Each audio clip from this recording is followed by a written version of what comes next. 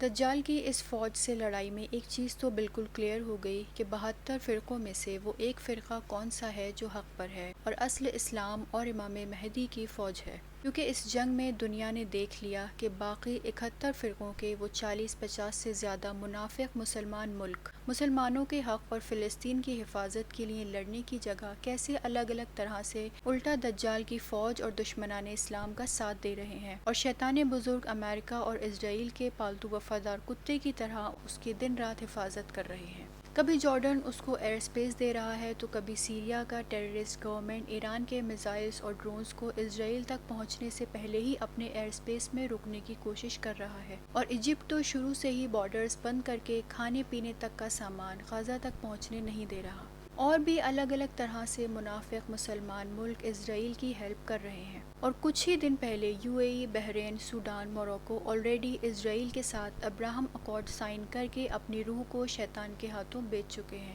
اور بہت جلد سعودی حکومت بھی ابراہم اکارڈ سائن کر کے اسرائیل اور دجال سے اپنے رشتے مضبوط کر لے گا۔ لیکن اس کے باوجود بھی الحمدللہ جو مسلمان حق پسند ہیں، بھلے ہی وہ پہلے کسی بھی فرقے سے تعلق رکھتے تھے، وہ آج سمجھ چکے ہیں کہ صرف شیعہ فرقہ ہی وہ فرقہ ہے جو ہمیشہ سے حق پر تھا اور ہے، اور امام مہدی اجل اللہ تعالی فرجہ الشریف کی اصلی فوج ہے، اور یہی دجال کے خلاف آج بھی جنگ کر رہے ہیں، اور امام کے ظہور کے بعد بھی ان کی فوج بن کر یہی لوگ دجال سے جنگ کریں گے۔ یہاں تک کہ ہمارے پاس کافی لوگوں کے میسیجز تک آنے شروع ہو گئے کہ ہم شیعہ کیسے بنے، جن کو دیکھ کر بہت خوشی ہوتی ہے کہ اتنے یزید اور معاویہ کی نسل کے ان انفلوئنسرز نے جنہوں نے اپنی پوری زندگی جھوٹ پھیلانے اور حق کو چھپانے میں گزار دی، شیعوں کو یہودی کہہ کر بدنام کیا، ان پر کفر کے فتوے لگائے اور ہر دفعہ نئے پروپیگنڈا کے ذریعے انہیں اسلام سے خارج ثابت کرنے کی کوشش کی تاکہ مسلمانوں کو حق سے دور رکھا جا سکے اور گمراہ کیا جا سکے۔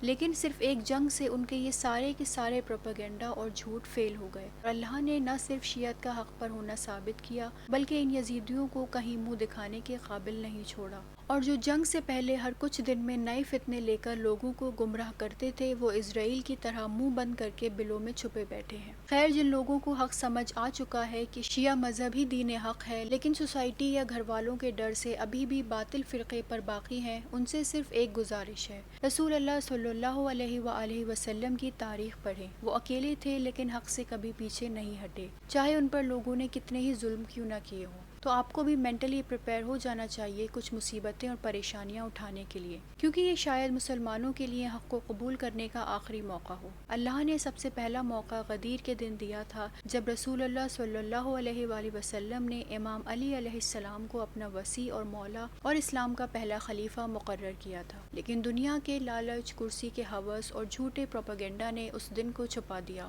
اور میجورٹی مسلمان حق سے منحرف ہو گئے۔ پھر کربلا میں اللہ نے دوبارہ حق کو روشن کیا، جہاں امام حسین علیہ السلام نے اپنا پورا گھر قربان کر کے باطل کو بے نقاب کیا، اور حق اتنا صاف تھا کہ کافر بھی پہچان گئے کہ یزید اور معاویہ دوزخی ہیں، لیکن مسلمان تب بھی خاموش رہے اور باطل یعنی یزید کا ساتھ دیا۔ آج پھر وہی جنگ جاری ہے، امام مہدی اجل اللہ تعالی فرجہ الشریف کی فوج دجال کی فوج سے مقابلہ کر رہی ہے۔ اگر اب بھی مسلمان سوسائٹی، رشتہ داروں یا باطل خلافت کے پیروکاروں کے ڈر سے خاموش بیٹھا رہا تو یقیناً ہلاک ہو جائے گا، اور کل دجال کی فوج کا حصہ بنے گا، امام زمانہ کی فوج کا نہیں۔ اور ابھی یہ جنگ کا صرف پہلا فیز ہے، یعنی یہ صرف شروعات ہے، لیکن بہت جلد یہ جنگ اور دنیا کے حالات بہت تیزی سے تبدیل ہوں گے اور امام کا جلد ظہور ہوگا انشاءاللہ۔ اسی لیے ہر مسلمان کو اب بالکل تیار ہو کر بیٹھنا ہے، اور اس کو یہ یقین ہونا چاہیے کہ وہ حق پر ہے اور حق کے ساتھ ہے، اور جو فرقہ پرستی اب تک چل رہی تھی اس کو بھلا کے آپ کو ایران کا ساتھ دینا ہے،